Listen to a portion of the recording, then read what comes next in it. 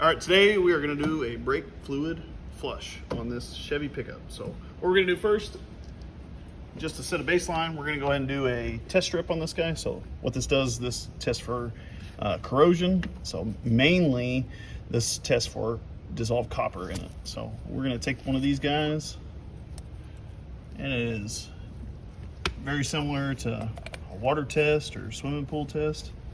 You're gonna take the end with the little sponge on it, if you can tell there. We're gonna dip it in to the fluid. Try and knock off the excess. Then we wait, let's see here, 60 to 120 seconds. So we're gonna wait that. Then we match it up with our color, indicating our corrosion level. So looks like we don't have to wait long on this one. A little bit of shadow there, but I think we might be the very top one there. So as it says here, replace brake fluid. So that's what we're gonna be doing today. So let's go through that process. These are one-time use, so just toss them in the garbage once you're finished. So first things first, we're gonna take our cap off our reservoir. I always try and make sure not to get any gunk down in there if we can avoid it.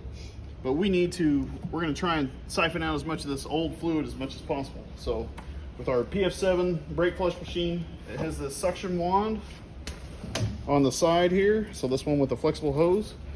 All you gotta do is turn that suction pump on, and what that's gonna do is it's gonna draw that fluid out.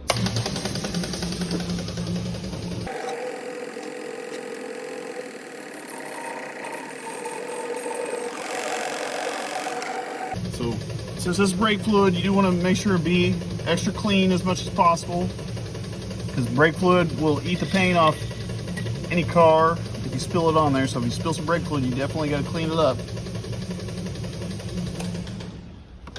So it looks like we got as much as we can suctioned out of there.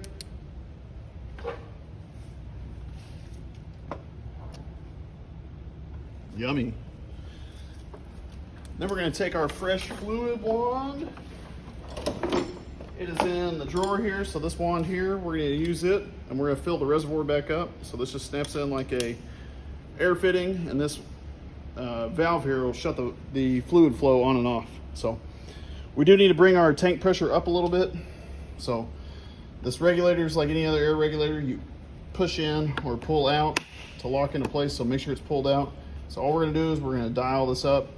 It's about 5 PSI right here.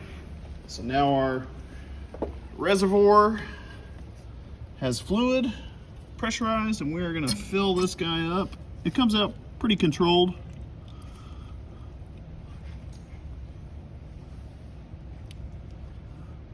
So we want to fill it up almost all the way to where we can attach our flush adapter. So this is a big reservoir in this particular vehicle. So I'm going to shut off that valve. And it will dribble for a moment or so. So be cautious with that. Like I said, use your rags accordingly.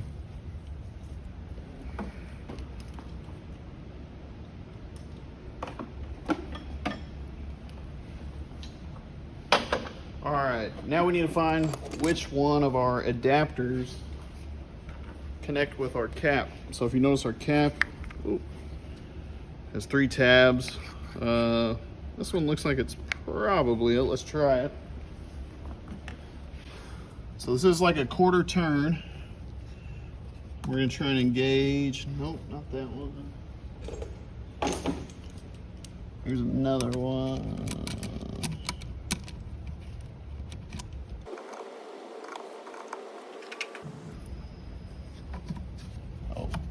That one's the money.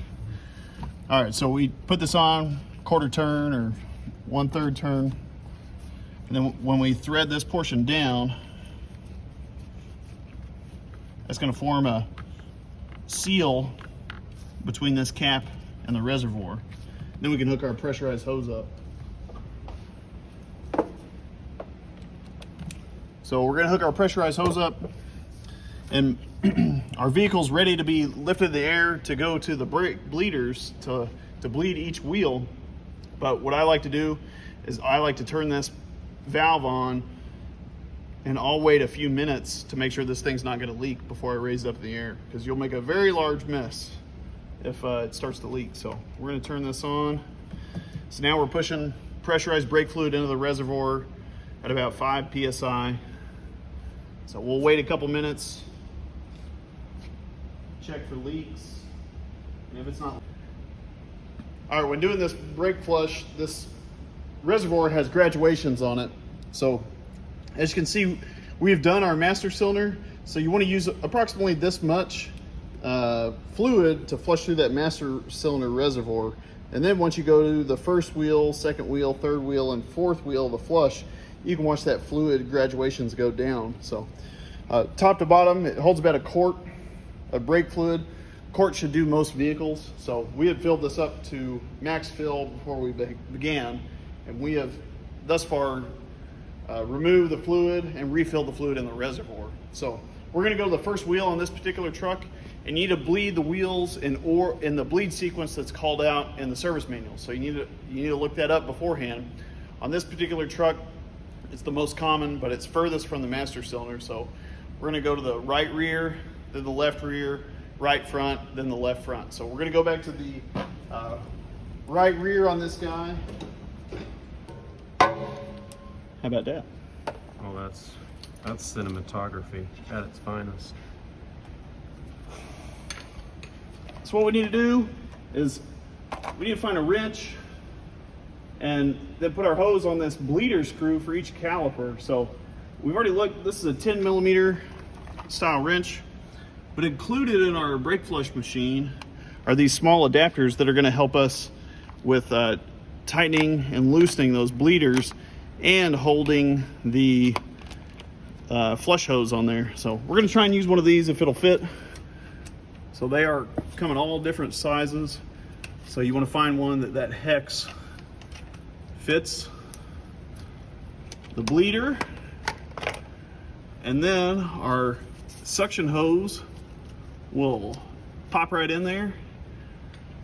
And then you can use a 9/16 open end wrench to open and close these bleeders. So the benefit of this is it creates hardly any mess. So I'm going to go ahead and fire up the vacuum pump on the flush machine, and we'll open up this bleeder.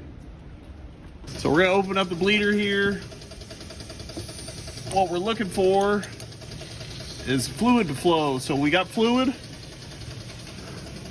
So we'll open this thing up a little bit. And remember, we have pressure pushing from the master cylinder down. So what we're looking for is we're looking for this fluid. You can tell it's a little bit dirty.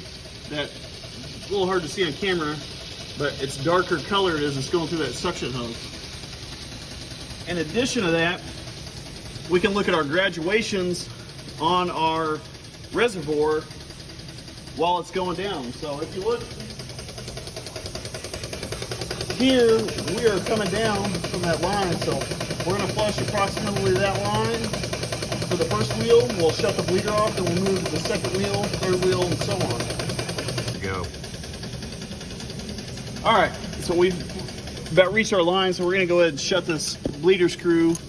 So one thing to remember is, especially using these fittings, is you have a large advantage. Bleeder screws do not tighten very tight. They're easy to break off in the caliper, so make sure to observe the torque. So we got that thing tightened. We can pull our fitting off. If the bleeder screw has a cap, make sure and put that back, because that keeps mud and dirt out of there. And you can leave the vacuum pump on, and we're going to go to the next wheel on this particular vehicle, and it is the left rear on this one.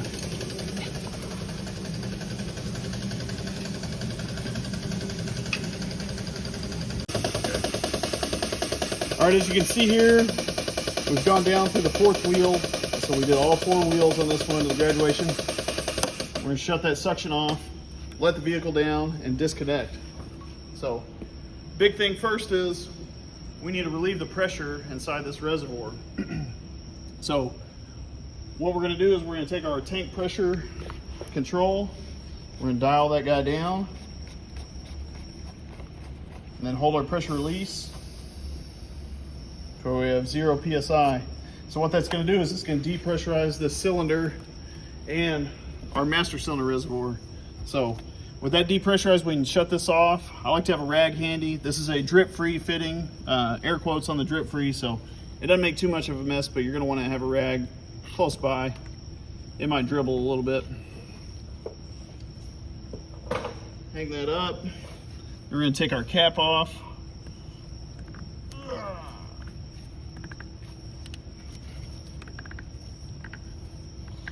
So I'm adjusting it down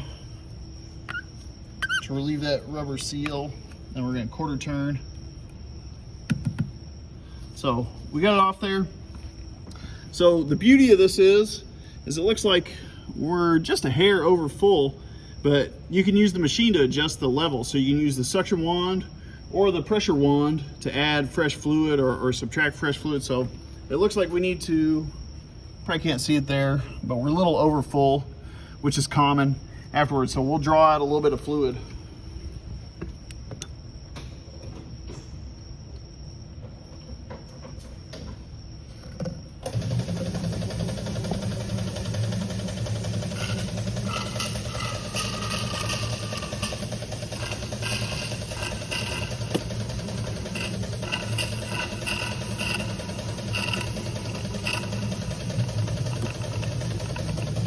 So sometimes if you're having a hard time reading the level, you can put a light on there, you can kind of jiggle.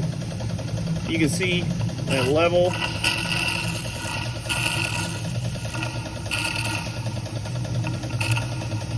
So right there, we're right at the max line.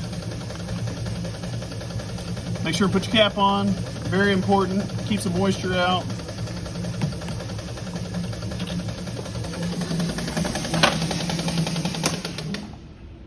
All we have to do is clean up our machine, put our fitting back in the tackle box, store the adapter back in here, make sure that pressure's down all the way, and clean up.